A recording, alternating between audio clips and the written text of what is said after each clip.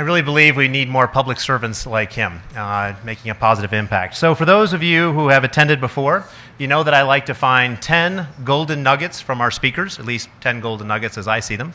And so here's a few that I got from Tom tonight. Number one, Denver had 171 days of kill you air. Think about that, 171 days of kill you air. And now we think of ourselves as a very healthy environmental city. Number two, Denver was the second most polluted city in the country, but we were the only city who cared about changing it. And by 1995, we had gotten off of all the major watch lists. That's pretty impressive. Number three, sometimes you think, he didn't say this, but this is what I got of it, Tom, so hopefully that's okay. Sometimes you think you are the Magnificent Seven, but sometimes you need to be the Crazy Eight to get things done. I like that one.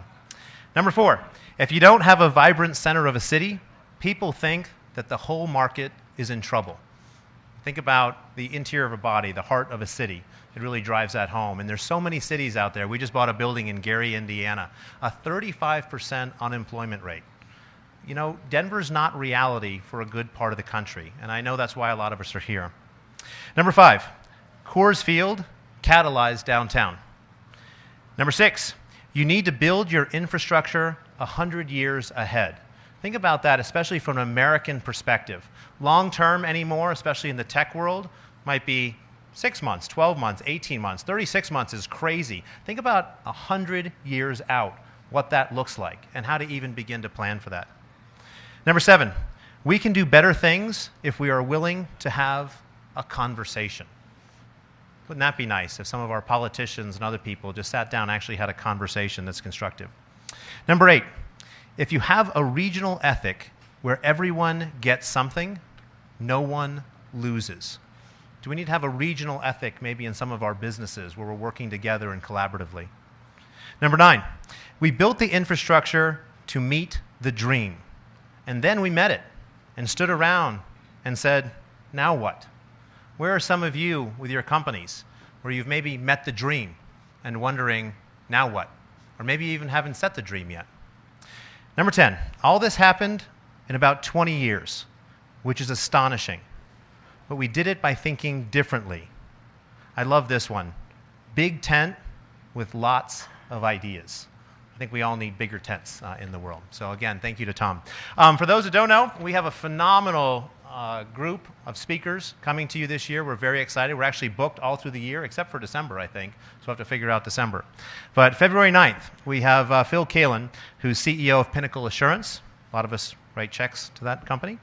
March 9th, Paul Andrews, CEO of the National Western Stock Show. It's going on right now, so if you haven't gone, go get your turkey leg and funnel cake. April 13th, we have Janice Snyden, CEO of the Denver Center for the Performing Arts. May 11th, Pete Coors, chairman of Miller Coors. And tonight you learned a little bit about the impact that Pete and his family have had. They have done so much for Colorado, it's unbelievable. June 8th, we have Joe Ellis, chairman and president of the Denver Broncos. Always love our Broncos.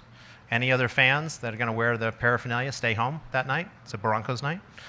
July 13th, we have Wayne Hagan, who's actually here this evening. He's an award-winning sportscaster and former voice of the Colorado Rockies, the New York Mets, and the St. Louis Cardinals.